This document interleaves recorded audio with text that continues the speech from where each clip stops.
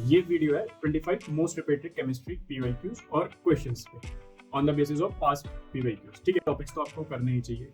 ये पूरी सीरीज और ये पूरी वीडियो अगर आपके 70-80 आते हैं और आपने इन पे बहुत ज़्यादा डबल डाउन होकर मेहनत करी तो आपके 150-160 नंबर आने से कोई नहीं रोक सकता। है एवरीवन, ये वीडियो आपके लिए बहुत बेनिफिशियल होगी क्योंकि इसमें मैं आपको बताऊंगा 25 ऐसे टॉपिक जिससे हर साल नीट में क्वेश्चन आते ही आते हैं। और सिर्फ टॉपिक नहीं बताऊंगा, वो भी बताऊंगा कि किस टाइप के क्वेश्चंस आते हैं और कैसे आपको इस पर प्रैक्टिस करनी है। तो बिना किसी देरी के स्टार्ट करते हैं। सबसे पहले मैंने पिछले 5 साल के मॉक टेस्ट को एनालाइज करा और उससे सारी एनालिसिस देखी कि कौन से चैप्टर से कितने मार्क्स आते हैं। ये एनालिसिस ये रही और आपके लिए भी बहुत ज़्यादा बेनिफिशियल होगी, तो आप ढंग से देख लीजिए। इससे आपको देखेगा कि अल्कोहल में कितने क्वेश्चन आए हैं और हर साल में कितना एवरेज है। जैसे सबसे ज़्यादा एल्डिहाइड कीटोन्स में बहुत ज़्यादा एवरेज है, तो ये आपको मदद करेगा एक टारगेट और स्पेसिफिक स्टडी करने के लिए कि आपको कितना टाइम कौन से चैप्टर्स पे देना है और कौन से पे नहीं। ये वीडियो है 25 मोस्ट रिपीटेड केमिस्ट्री पीवाईक्यूज और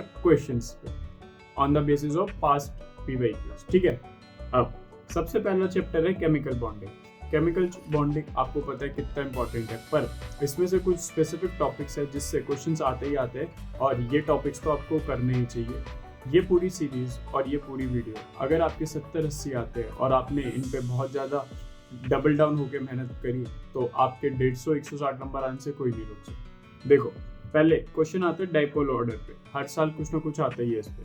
फिर बॉन्ड एंगल पे, बॉन्ड ऑर्डर पे, ये टेक्निकली सारे बॉन्ड पैरामीटर्स होते हैं। फिर शेप और हाइब्रिडाइजेशन पे, ये तो आपको पता ही है, वो पूरी टेबल है, उसको याद करना और निकालने का तरीका आना चाहिए, तो उससे क्वेश्चन आते ही आता है। फिर MOT और मॉलिक्यूलर ऑर्बिटल थ्योरी या वेस्पर थ्योरी पे भी कभी कभार आ जाता है, मैं लिखना भूल गया, वेस्पर थ्योरी। अब देखते हैं आगे कैसे क्वेश्चन आए। डाइपोल ऑर्डर में अगर आप देखोगे 2023 में सवाल आए, 21 में आए, 21 में आए, 20 में आए, मतलब हर साल क्वेश्चन आते ही, कभी कभार तो 1-2 भी आते हैं। तो आपको कैसे प्रोग्रेस करना है इस वीडियोस के बाद, सबसे पहले आपको ये देखना है जितने भी मैंने यहाँ पे सब टॉपिक्स लिखे हैं आपको आपके उनके कॉन्सेप्ट सही है या नहीं।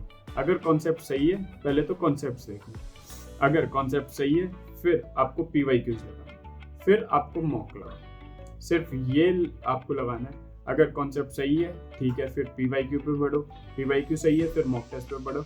अगर आप ऐसे गए और आपने हर एक सब टॉपिक्स के लिए ये फॉलो कर लिया तो आपके कोई भी नंबर नहीं कटेगा और आपके आराम से 150 से 160 नंबर आएंगे। अब आगे चलते हैं। डाइपोल ऑर्डर से आप देखो, आप पढ़ो ये क्वेश्चंस और ये वाले क्वेश्चंस लगाओ, टेक्निकली तो पीवाईक्यू है, ये लगाओ। फिर बॉन्ड एंगल में देखो, बॉन्ड लेंथ में देखो, इससे पूछे हुए बिल्कुल सिंपल सा, बहुत स्ट्रेट फॉरवर्ड आते हैं।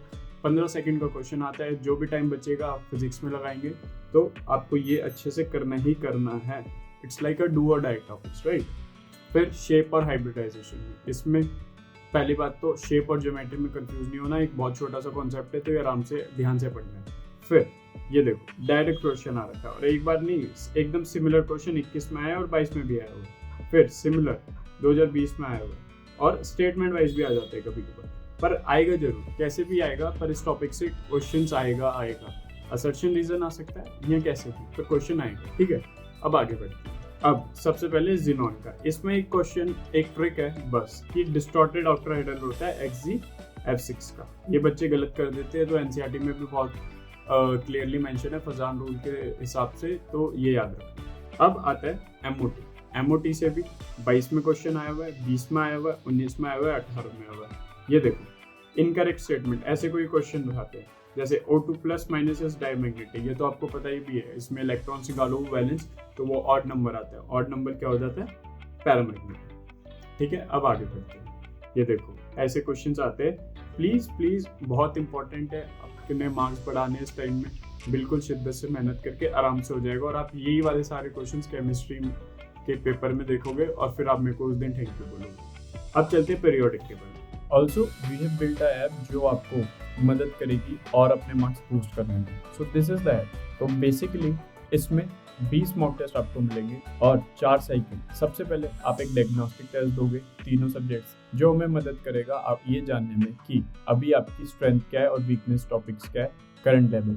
फिर 4 साइकिल है। पहली साइकिल में आप अपने फाउंडेशन या वो वाले टॉपिक्स पे वर्क करोगे जो बहुत ज़्यादा रिपीटेटिव आते हैं, फ्रीक्वेंट आते हैं। तो फिर हर एक साइकिल का 5th मॉक टेस्ट कैसे है, जो भी आप ये 4 मॉक टेस्ट दोगे उसमें जो आपकी गलतियाँ होगी वो सारी गलतियाँ से और क्वेश्चंस आके ये एक 5th मॉक टेस्ट आएगा जो हर बच्चे के लिए डायनेमिक होगा। ये आप वो वाले क्वेश्चंस करोगे जो आप बार बार गलत कर रहे हो, ताकि वो वाले क्वेश्चन सही हो जाए। फिर साइकिल 2 में हम वो वाले टॉपिक करेंगे जो थोड़े मॉडरेट है, जो आते तो है, जो रेगुलर आते हैं, बट उसमें थोड़ा कॉन्सेप्ट है थोड़ा सा, तो हम इस साइकिल में वो वाले टॉपिक्स पे वर्क करेंगे। साइकिल 3 में हम दोनों को ब्रिज करेंगे कि आपको नीट जैसा माहौल वाला पेपर मिलेगा, और फिर साइकिल 4 में एकदम पूरा नीट का पेपर। तो इसकी स्पेशलिटी और हमारी स्पेशलिटी क्या है? साइकिल 1 में जैसे आपने देखा कि हर 5वां test AI powered mock test, ऐसे ही साइकिल 2 में जितने भी अभी तक आपने 9 मॉक टेस्ट दिए उनकी जो आपके वीक टॉपिक्स है और जो क्वेश्चंस आप गलत कर रहे हो ये वाले उसमें आएगा। फिर साइकिल 3 में भी ऐसे ही होगा कि आपके पिछले के जो भी सारे 14 मॉक टेस्ट है, आप एक मॉक टेस्ट में सारी आपकी वीकनेस आके, ताकि हम बार बार वो वाले क्वेश्चंस आपको दिखाएंगे जो आप गलत कर रहे हो, ताकि नीट वाले पेपर में आप वो क्वेश्चन गलत ना करो। तो प्लीज एनरोल कर लो, और साइकिल फर्स्ट फ्री है, 5 मॉक टेस्ट लेके देखो, आपको बहुत अच्छा लगेगा। बहुत न्यू और इनोवेटिव हमने ये बनाया है। और हाँ, आप हर टेस्ट देने के बाद एक एनालिसिस सेक्शन आएगा जो आपके उस पेपर में परफॉर्मेंस को एकदम बारीकी से बता देगा कि कौन से टॉपिक्स पे आपको वर्क करना है और कौन से पे नहीं। तो link is in the description. Periodic table में 2 तरह के सवाल आते हैं। एक तो यहाँ तो नॉमेनक्लेचर कम आता है, इससे पर कभी कभार आ जाता है, जैसे 108 का क्या नाम है, ऐसे कुछ, ठीक है। यहाँ फिर ट्रेंड्स में भी 3 में सबसे पहले साइज की कोई एनोमलिटी हो, कुछ स्पेसिफिक हो, कुछ एक्सेप्शन हो, इसमें आता है। या तो आयनाइजेशन एंथैल्पी पे आ जाता है कि ट्रेंड कैसा है across the period, down the loop कैसे है। फिर इलेक्ट्रॉन एफिनिटी पे आता है कि आपको पता ही है, तो ये सब आते हैं। अब इनके भी क्वेश्चंस मैंने यहाँ पे लगा दिए, या प्लीज करना एक बार, आपको बहुत हेल्प मिलेगी। और देखो कब क्वेश्चन आया हुआ है, इसका 2020 में आया हुआ है, 18 में आया हुआ है, 16 में आया हुआ है, और इसमें भी देखो 23 में स्टेटमेंट में आया हुआ है, 22 में आया हुआ है और 18 में आया हुआ है। तो मतलब आप भी देख रहे हो कितनी फ्रिक्वेंटली आते हो, कितना वॉल्यूम है इन टॉपिक्स का। अब आगे बढ़ते हैं। थर्मोडायनेमिक्स, आपको पता है थर्मोडायनेमिक्स बहुत लंबा चैप्टर, अगर पढ़ने बैठ गए अगर आप अभी पूरा, तो आप पढ़ते ही रह जाओगे, नीट भी आ जाएगा। बट हमें थोड़ा स्मार्ट वर्क पढ़ना है। पहले आपको क्या क्या पता होना चाहिए? एक तो स्टेट फंक्शन और पाथ फंक्शन पता होना चाहिए। एंट्रोपी का पूरा कॉन्सेप्ट आपका क्लियर होना चाहिए। वर्क डन कि एडायबेटिक, आइसोबैरिक, आइसोकोरिक, इस सब में वर्क डन कैसे निकालते हैं, उनके फॉर्मूले। एक्सटेंसिव और इंटेंसिव प्रॉपर्टी पता होनी चाहिए, और delta U, delta G, delta H के फॉर्मूलेस पता होने चाहिए। ये 4-5 चीज़ आपने कर ली तो आपको पूरा थर्मोडायनेमिक्स के कोई भी क्वेश्चन गलत नहीं होगा और कोई भी नहीं छूटेगा, सबसे मेन बात। अब इसके क्वेश्चन क्या जाते हैं नीट में, 2022 में आया हुआ है क्या, डेल्टा यू पूछा हुआ है सीधा सीधा। और सबसे मेन बात, देखो कितना सिंपल क्वेश्चन है, यहाँ पे आइसोथर्मल लिखा हुआ है। आइसोथर्मल में डेल्टा यू क्या होता है? 0। देखो सिंपल 0, 1 सेकंड का क्वेश्चन है, बट आपको इसका कॉन्सेप्ट आता तभी आप ये कर पाते, ठीक है। अब देखो यहाँ पे सिंपल ये सेम क्वेश्चन, ये देखो 22 में आया हुआ है, 19 में आया हुआ है, 22 में आया हुआ है, 21 में आया हुआ है और 20 में आया हुआ है, और नीचे भी आया हुआ है, देखो 17 में आया हुआ है, 19 में आया हुआ है। तो प्लीज़ ये क्वेश्चंस करना, और ये टॉपिक करोगे तो बहुत ज़्यादा बेनिफिट होगा आपको भी। और ये देखो एंट्रोपी के, ये एंट्रोपी के क्वेश्चन है, ठीक है। 21, 20, 20, 19, 17 हर जगह आया हुआ है। देखो एंट्रोपी यहाँ पे एंट्रोपी निकालनी है। स्पॉन्टेनियस मतलब एंट्रोपी होता है।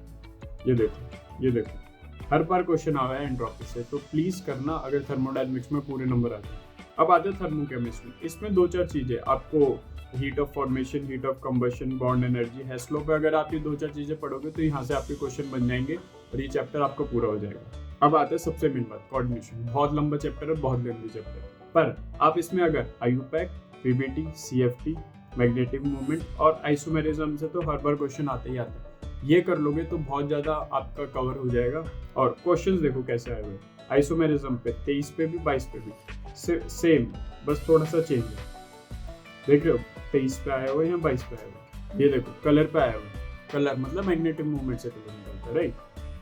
फिर 2022 में आया हुआ है, ये CFT से आया हुआ है 2010 में, ये तो पहले का हो गया पर आता जरूर है। अब ये देखो, तो इसलिए ये देखो 2020 में आया हुआ है, क्या पूछा हुआ है, स्ट्रेंथ ऑफ लिगमेंट। ये देखो ज्योमेट्री पे हाइब्रिडाइजेशन पे आया हुआ है, CFT पे आया हुआ है, हाइब्रिडाइजेशन पे आया हुआ है। तो मतलब ये 3-4 टॉपिक पे बार बार क्वेश्चन आ रहे हैं, तो ये ढंग से पढ़ना। फिर आता है इक्विलिब्रियम। 2 टाइप के होता है, आयनिक केमिकल। तो केमिकल में देखो केसी तो भाई आपको पता होना चाहिए। केसी में भी कैसे आते हैं क्वेश्चन, फाइंड आउट कि केसी निकालना होगा, क्या अफेक्ट करता है केसी को, एप्लीकेशंस, रिलेशनशिप ऑफ केसी और ली शैडलर प्रिंसिपल। ये रहे सारे उसके क्वेश्चंस। कंसंट्रेशन पे आया हुआ है, ये देखो। फिर ये इस पे आया हुआ है इक्विलिब्रियम कांस्टेंट कैसे इफेक्ट करता है, ये देखो। गिब्स फ्री एनर्जी पे आया हुआ है, ठीक है।